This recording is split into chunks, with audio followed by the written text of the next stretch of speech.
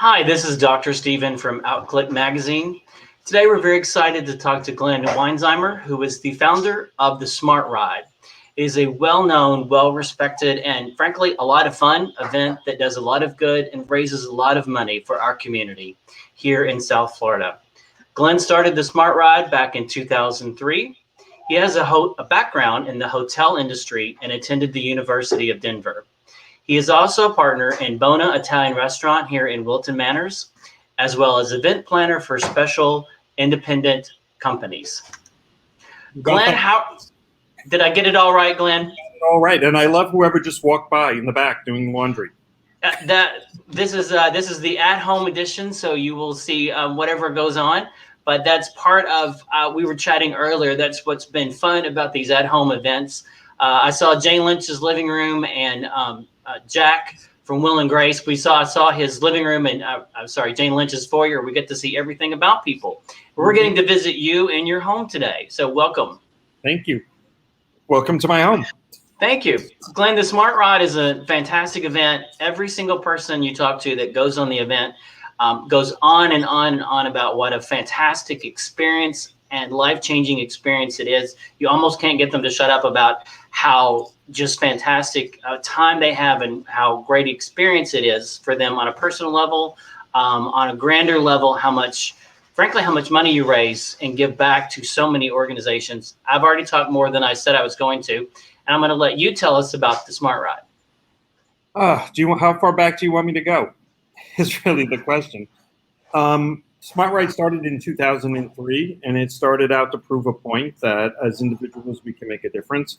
I had been involved in so many similar events, and the money never seemed to make it back to the benefiting agencies or do what people were hoping during the height of the pandemic. You know, when all of our friends were dying in the early 80s and early 90s, and these events were happening around the country, people were really digging deep to raise money. And the first event happened in Florida. It raised about $1 million, but the 6 agencies shared a total return of $60,000 out of $1 million. Not each, $60,000 divided up by 6 agencies, 10 grand a piece out of $1 million that people raised, and it made me really angry. This is the height of the pandemic. This is when people were trying to make a difference and save their friends. And so that event manifested itself several times or recreated itself several times, and it continued not to raise enough money. And they went from over 1,000 participants down to 97. And it just made me angry. And so when they decided to fold, I had been volunteering for them. And I took the event and said that I would do it if we could guarantee that 100% of every dollar that is raised by our participants would go back to the benefiting agencies, and that people would have a degree of control of how that money is distributed to those agencies. And those 2 simple things really changed everything for how you do an event like this. It regained trust, and it also created a bond between the different agencies to make a difference. So you jump ahead. It was supposed to happen one time in 2003. We raised probably, I think it was $130,000 that first year. And last year was our best year. We raised $1.4 million, and we've kept to our promise of 100% raise, 100% return. Wow, that's amazing. So before we get into that, pretend like somebody has never heard of the Smart Ride. Tell them, what is the Smart Ride? What is the actual day, weekend like? Give us kind of your elevator speech on that. I'm sure everyone's heard of it and seen it, but kind of give us a little walkthrough of what it's like to be on the Smart Ride too. That's why sometimes you have to be very specific with me. I'm sorry, I missed your question entirely the first time. So Smart Ride is a 2-day, 165-mile bicycle ride from Miami to Key West every November. Now say that again. It's how many miles? 165 miles. 165 miles. Okay, fantastic. So it's a full century, 100 miles on the first day and 65 miles on the second day. And it's a fully supported event. And what I mean by that is we take care of, on a traditional year, because this year is different, of everything. We take care of carrying your luggage. We take care of your overnight accommodations. We take care of your food. We have rest stops every 15 to 20 miles for our participants. We have support vehicles on the road. So if you get tired or you break down or you haven't trained enough or it's too windy or whatever the elements are that cause you not to be able to finish or to fall behind, We have sweep vehicles, SAG vehicles, rider transport vehicles, bike transport vehicles that'll move you safely to the next rest stop, where you can either see a doctor, get your bike fixed, or decide this is it for me for the day, and then being jumped ahead to the overnight accommodations. So the event covers everything from, we have massage therapists and doctors and all these people. We have 250 volunteers on the event that help make it happen for those 2 days. So I want to be clear. This is not just a bunch of people riding their bikes to Key West. This is quite the I want to say production.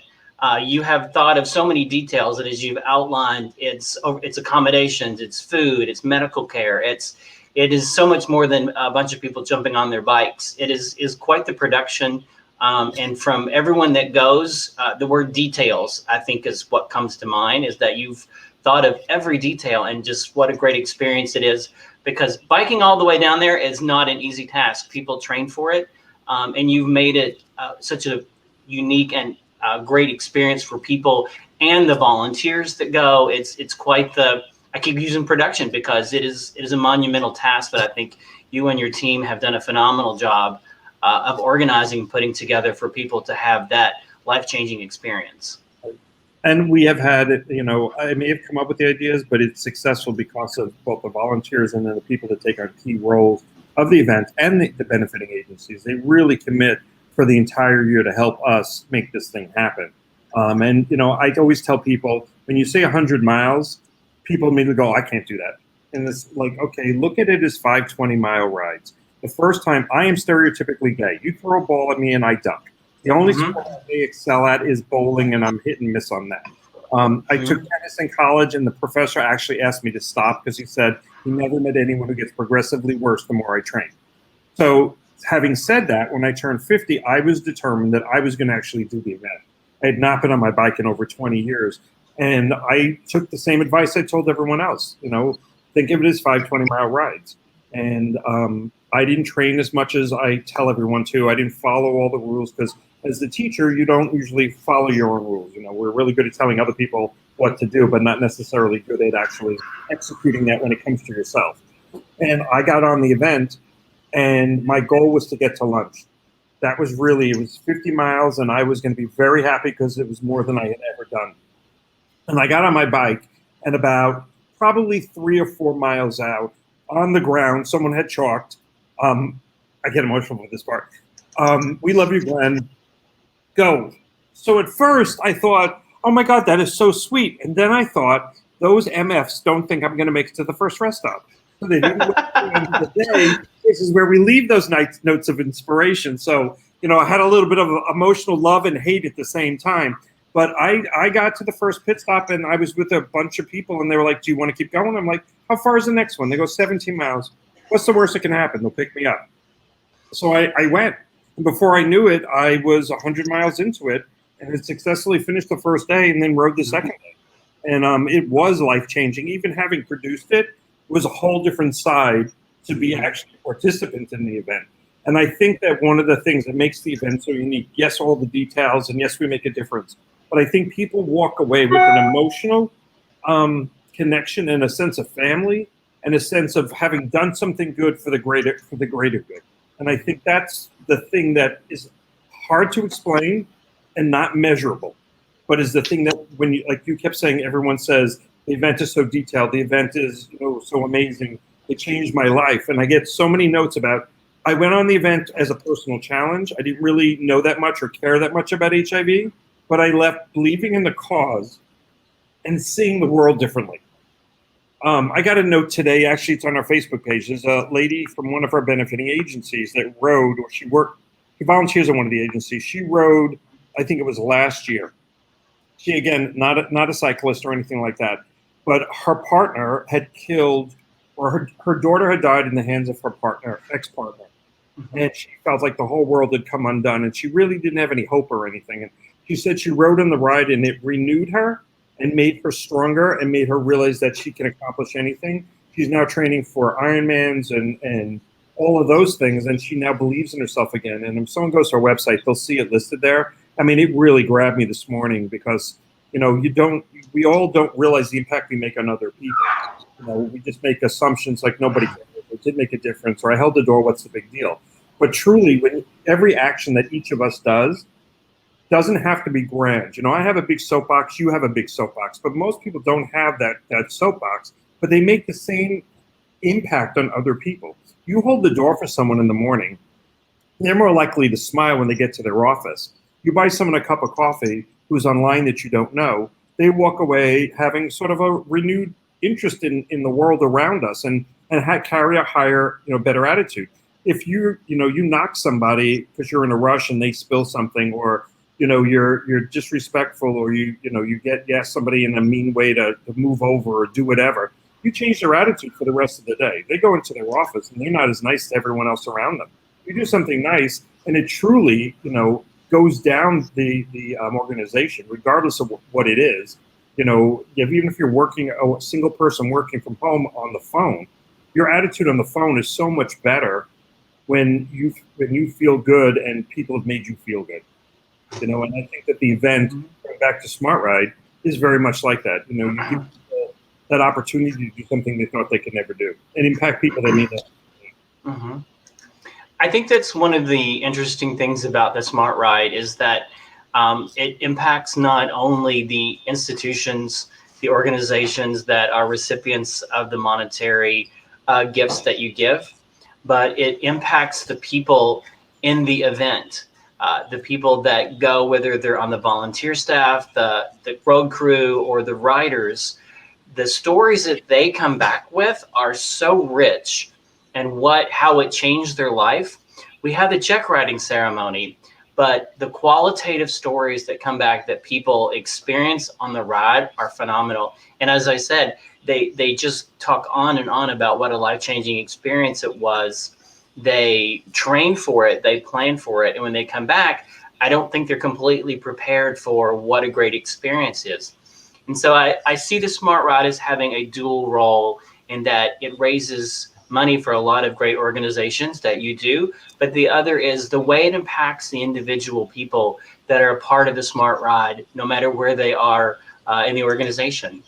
Right.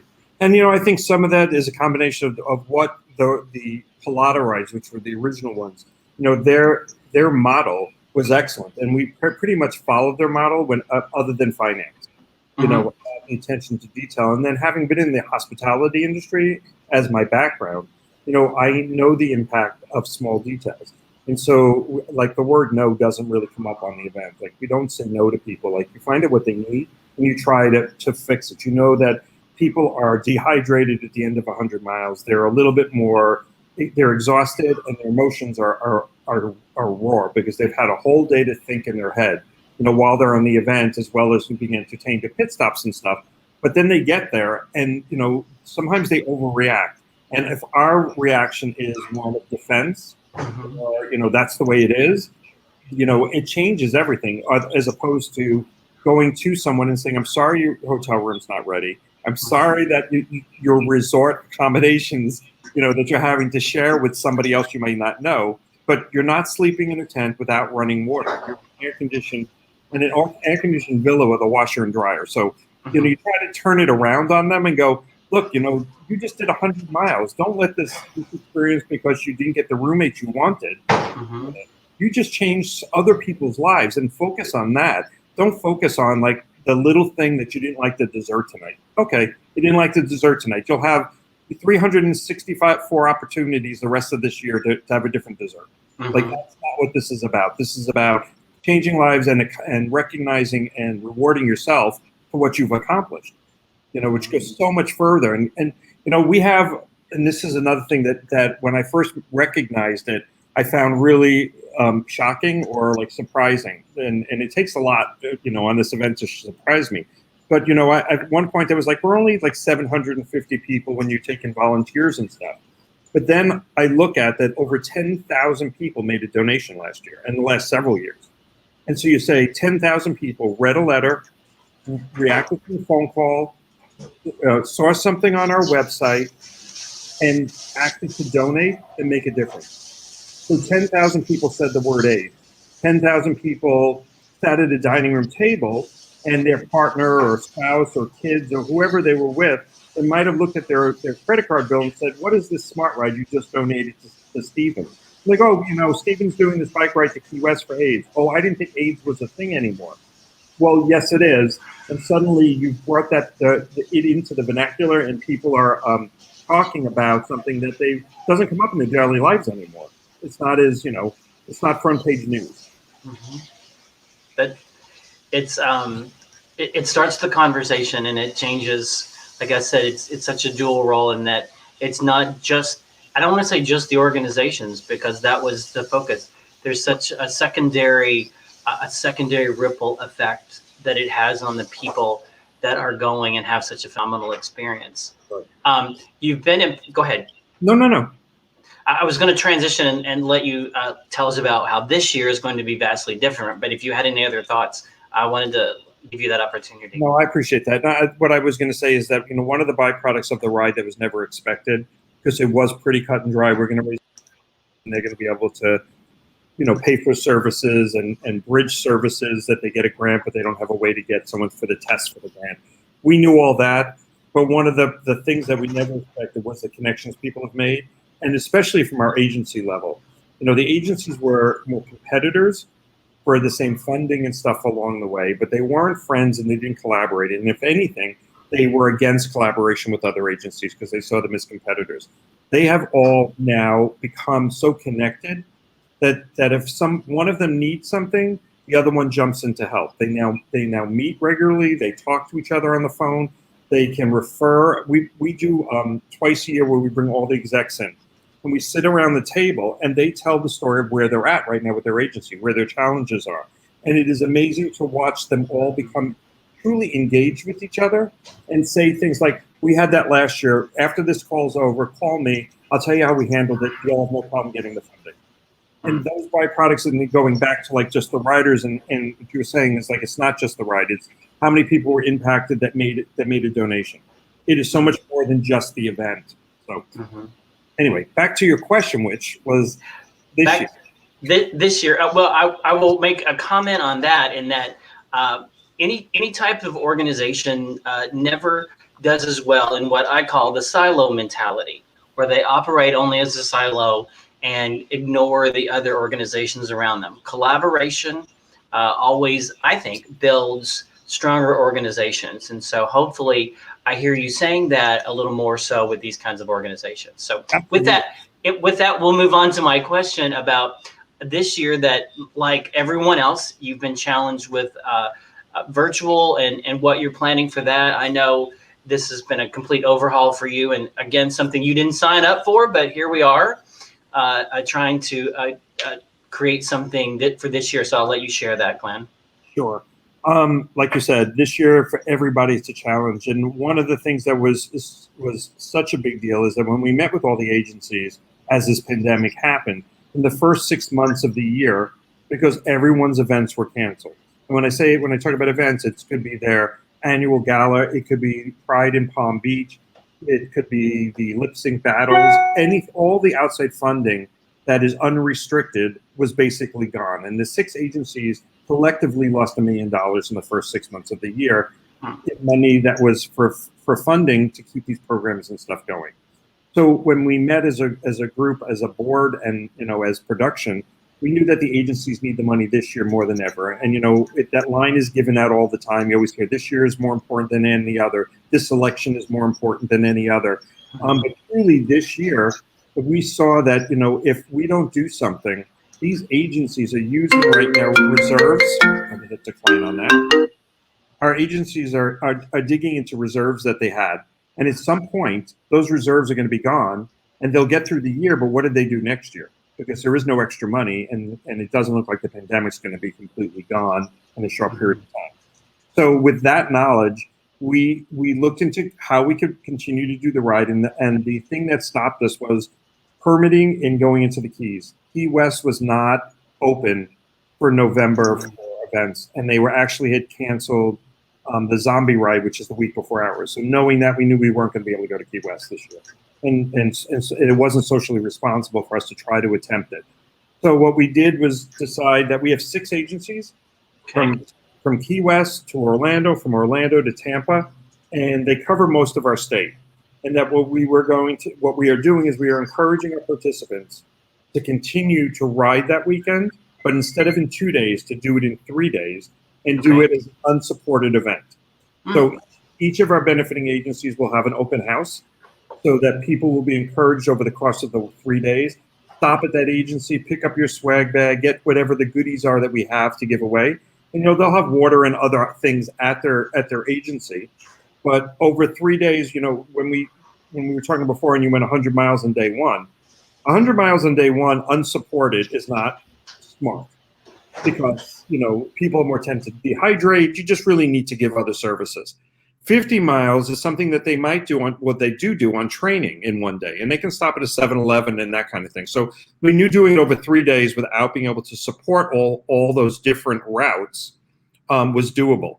And then we met with the different agencies and the different team captains and all the crew that volunteer to get their input. And so we basically have now come up with a tagline that is how do you 165? So you can still ride your bike, you could do it at your own pace, and you can do it anywhere around the state. And you can also do it around the country. Last year we had 39 states on the event. If we can get as many states this year to participate, we have an app, and you open the app, and if you're logged in, you can see someone riding in San Diego or in New York City or Texas or even in Canada. So the idea is to see, even though you're in your own pods, you can actually see the world or the country coming together on that weekend, and that you're not alone out. Because when you get off the bike and there's no one around you, you're like, why am I doing this? No one will even know if I didn't finish. But when you see everyone else doing the same challenge, you're more likely to fulfill the goal. We also did that, how do you 165, or hashtag how do you 165, and we've opened it up for people that maybe haven't ridden before or haven't ridden in a while or overwhelmed by the option of riding 165 miles, and said to them, you do your 165 the way you want. You want to do 165 push-ups that weekend? Make that your goal and get people to donate to you making a difference. You want to do canoe 16.5 miles? Do it. You want to exercise for 165 minutes a day? That's like 2 hours and something. Do that. So we're letting people do things that they're comfortable doing. So like my sister always comes down and volunteers from New York. She and several friends are going to walk 16.5 miles in New York City on the same dates to raise awareness and raise money. So she's now with 2 other people that have never been down to do the event. So we are encouraging people to do what they can at their pace, and then asking them to raise as much money as possible. And this year we're putting in incentives that we've never done before, because our 100% return has never allowed us to really give back or do like, you do this and I'll give you a jersey, because that's real money that we have to fundraise and can't take out of the money that people.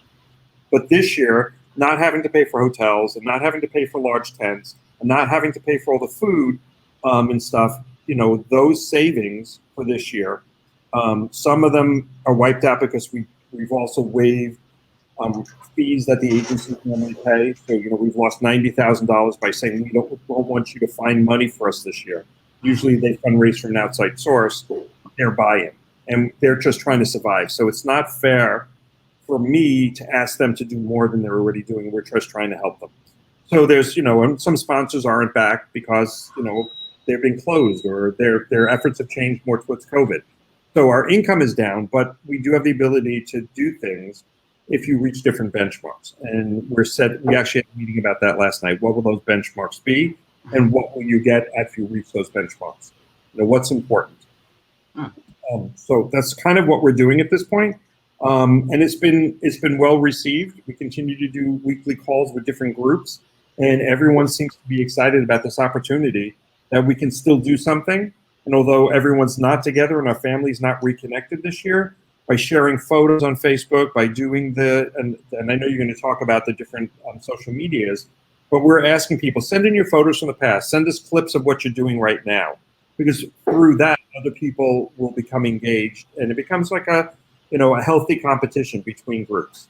Glenn, that's a phenomenal idea to reimagine the Smart Ride in that way, and to have people come up with ideas and go at your own pace. When we started the magazine, my philosophy was just do you, and to come up with something and recreate it. You're leveraging people's creative skills. That's amazing, Glenn. What a phenomenal idea.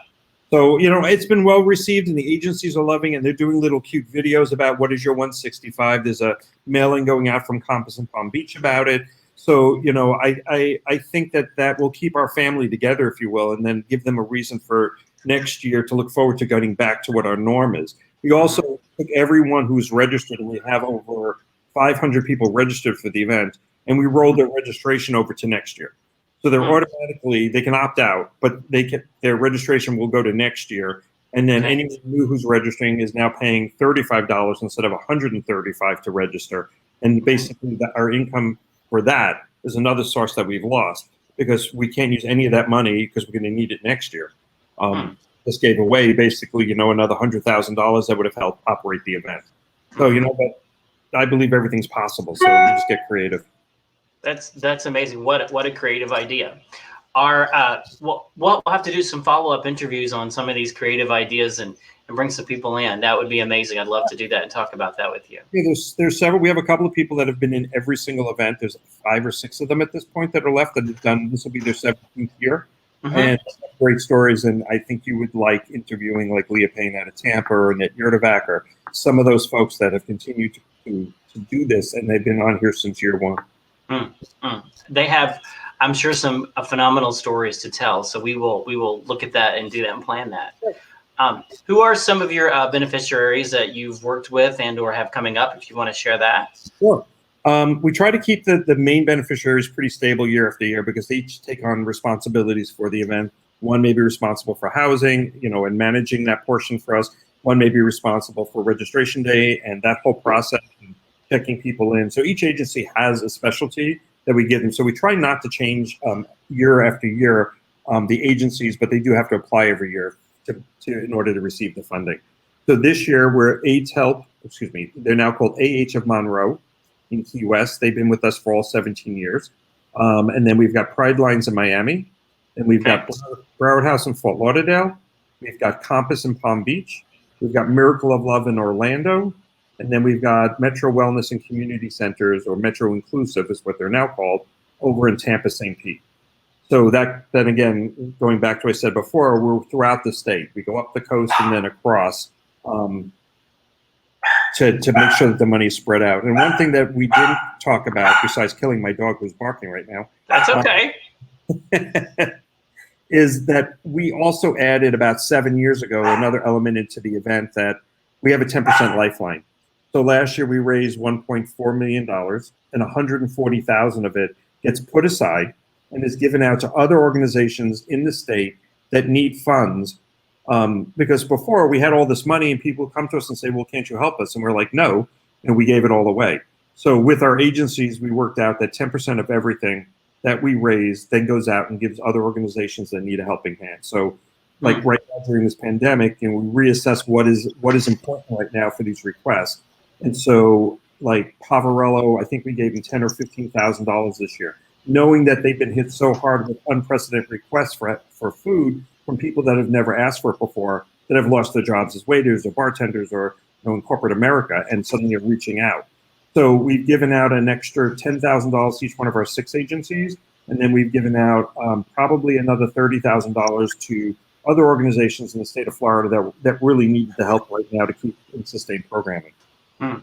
That's phenomenal. This is hit so hard, and we appreciate you all stepping up and working with them. We did a cover story with Tom, as you saw a few months ago in Poverello. Have really been hit with a lot of needs right now in the community. And it's great to see them all come together as well. We're talking about collaboration. You know, one of the things I mentioned before that I love about the event is that it somehow bridged even organizations that are not involved with us directly, but because of the 10% lifeline, have gotten more engaged in our organization and have people that are on the event and get to meet the other organizations. You know, we can't increase more of the main, but we certainly can increase the more money we raise, the more people we can help throughout the state. You know, so much of our stuff is surrounded around, as you know, Broward County, Miami, maybe Palm Beach. But you get up into the Panhandle and you get into Jacksonville and Tallahassee, and all these secondary, I don't call them secondary cities, but outside of the main liberal South, if you will. And, if you're HIV positive and you're a minority and you're living in Tallahassee, there aren't services that are abundant because people are less likely to, say, come out of the closet if they happen to be gay, or for stigma and they're African American or white or brown or black. They're not as able to come out and get that help. And so those organizations don't have the same resources that we do down here. We have tons of organizations, but we get tons of resources to fund them. So our money, we try to get some of it out into those parts of the state that can't participate, but have a need that's really helping the group of people that are forgotten up in that area. So. We work with the Greater Fort Lauderdale Convention and Visitors Bureau, and the slogan that they created before the pandemic is "We are greater together." Yes. And that has been so true through all of this. And the what I have seen in so many organizations bridging the gap of so many people, it's been phenomenal to see people reaching out and across and working together in ways that they would not have before. There is maybe some silver lining to this terrible situation that we're in, but it's that organizations are working together and building bridges like that we haven't before. And I truly believe that out of everything bad, something good can happen. And I'm hoping that a lot of people will reprioritize work and personal life, reevaluate their relationships with friends that they take for granted or family that they take for granted because they're just always there, but right now can't connect with them. And instead of going, oh, I'll see them next week, like make that more of a priority. And I think that's a positive that will come out of all of this. Just like AIDS, as horrific as this disease has been, what has it also done that's been good for our community as far as the LGBT community? It's brought lesbians and gays closer together. It's created organizations that fight for rights, whether it be HRC or Equality Florida or any of those organizations. They didn't exist before and were not well known or well funded before HIV. And a lot of these organizations started as grassroots that just wanted to help their friends be able to pay the rent and not lose their housing, and that's where Gay Men's Health Crisis came out of. A lot of these organizations that are now professional organizations started as grassroots of friends just trying to help friends. And so I think that, that's the good that came out of the terrible loss and suffering of HIV. Where is that silver lining? Well, look what we've been able to do as a result of that. Not saying that the loss is acceptable or anything like that. It's horrific. But I do think that we are now a better organized, more professional group of people that can find each other and get resources that we need, whether it be from SunServe or, Pride Center or wherever that is, And I think from this pandemic, I'm hoping the same thing happens, that somehow we find a way to do some good and reevaluate our priorities. It's very good. I want to ask one other question, and that is, can people still sign up? Is that still a possibility? Yes, absolutely. Especially this year, there's really no restrictions on the size of the event because everyone's doing it in their own networks. Okay, we're going to pull that up on the website. And the website is www.thesmartride.org. You have to put the in. You get a bus company. Very good. So people can still sign up for the upcoming event. What the date is right there, November 20th through the 22nd, 2020. Yes. Okay. And that entire week, starting on the Monday before, one of the ways we're going to make this year a little unique and special is the AIDS flag is going to be attached to a bike that leaves Tampa with their executive director. It is going to ride to Orlando and hand off the flag to their executive director, who's going to ride down to West Palm, hand it over to Julie Seaver. She's going to ride it to Stacy at Broward House. Stacy will ride it down to Pride Center. I mean, the Pride. They'll kill me for saying Pride Lines. Okay. And all the way down to Key West, and then it'll appear live, arriving in Key West on Sunday afternoon for closing. Wow, very good. Yeah. This is really exciting. This was one of the organizations that I wouldn't say worried about, but I knew was going to be so heavily impacted because it was a live event. But you've done a phenomenal job doing what you've done, Glenn. Thank you. Well, thank you. And, again, like I said before, there's so many great people working together to come up with this solution. So being flexible and stuff like that, I'll take credit for that. But some of these ideas that people have come up with, like the flag, came from actually one of our participants in Key West who said, wouldn't this be cool? And we all just got goosebumps thinking, this is amazing. And we can show the whole state coming together with this flag and ending up in Key West with the 6 executive agencies alone on the pier. I mean, I think that'll be so impactful because that's usually where there are 1,000 people on closing ceremonies, and there'll be nobody there this year. So having that flag arrive with the 6 agencies is going to be, I think, pretty awesome. I really think it'll be great. That will be great. Well, we look forward to that. One of my last questions always is there anything you wanted to talk about that I didn't ask about? I'm single. But I don't really want to talk about it. But yeah, that's all. So Glenn's email is, or just stop by Bona. You'll be right there at Bona. Stop by Bona anytime. And you all have done and side note, you all have done a phenomenal job with takeout, and I've gone by there and gotten stuff, and you all have done a great job with all of your compliance, and I've had some great lasagna and honestly, I could just go get the breadsticks and be fine. They are so good, but you all have a great service there at Bona. Yeah, and so going back to philanthropy, I think one of the reasons that we've been able to survive this pandemic as a restaurant is because every Monday night we give back to a local nonprofit 10% of the house. And that took Monday nights from being the slowest night and the night most restaurants are closed to our 3rd busiest night of the week. And as a unexpected benefit of that is when this pandemic hit, the number of organizations that turned around and said, you've given us money the last 3 years, it's our turn to try to support you through this. And have, asked their organizations to make Wednesday night their night to go out to dinner or to order in or whatever that might be. And again, an unexpected benefit of trying to do the right thing and get back to the community and be part of the community ended up at this point maybe being the thing that saves us as we go forward with the restaurant. It's just all those different organizations, because for that, it's not just HIV. For that, it is so many, it's the Bears of South Florida, it's the Sunshine Cathedral, it's the World AIDS Museum. I mean, it just, we don't, the Pet Project, the Everglades Dog Rescue, all those Save the Turtles. All those groups coming in and then getting something, each week so sorry, I'm going to jump for a second. I really believe people want to do good. I believe they don't always know how to.